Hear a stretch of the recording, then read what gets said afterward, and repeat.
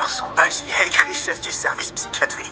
Ils vont finir par m'envoyer chez les fous si vous continuez à me détruire avec tout, en fait. Dennis se rend à l'hôpital à cause de douleurs abdominales. Le docteur Choi entre dans la chambre pour l'examiner. Mais il découvre que la petite amie de Dennis, Aviva, diffuse toute la consultation en direct avec son téléphone. Dennis est en réalité un streamer très populaire. Il diffuse en continu 24 heures sur 24. À cet instant, plus de 800 000 personnes regardent le direct. Très bien.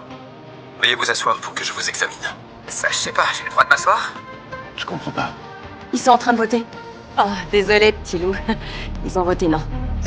On dirait que je vais rester debout, Doc. Vous n'êtes pas sérieux. En réalité, chaque décision de sa vie doit être soumise au vote de ses abonnés. Le docteur Choi programme alors un scanner abdominal. Cette fois, les abonnés votent pour les résultats sont alarmants. Dennis ne souffre pas d'une intoxication alimentaire. Il s'agit d'une appendicite aiguë. Le docteur Choi explique qu'une opération immédiate est indispensable. Car si l'appendice se rompt, les conséquences seraient catastrophiques. Mais dans le live, le vote choisit un traitement par antibiotique. Il refuse l'intervention.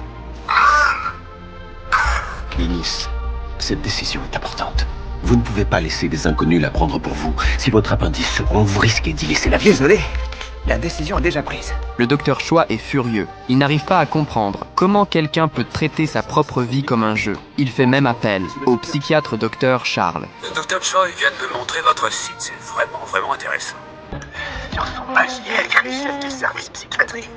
Ils vont finir par m'envoyer chez les fous si vous continuez à me détruire avec tout, en fait. Le docteur Charles tente de comprendre les motivations de Dennis. Un an plus tôt, Dennis et Aviva étaient encore sans domicile. C'est grâce à ce mode de diffusion, où ils obéissent strictement au vote, qu'ils mènent aujourd'hui une vie luxueuse. Jusqu'à présent, ils n'ont jamais désobéi au choix des abonnés. Après avoir entendu cela, Charles reconnaît qu'il ne peut rien faire. Dennis sait parfaitement ce qu'il fait et accepte volontairement de confier ses décisions aux autres. Alors, ça s'arrête là. Si les antibiotiques sont inefficaces, on le regarde mourir. Ethan, je n'aime pas ça non plus, mais on n'interne pas un patient parce qu'il veut être une star sur Internet.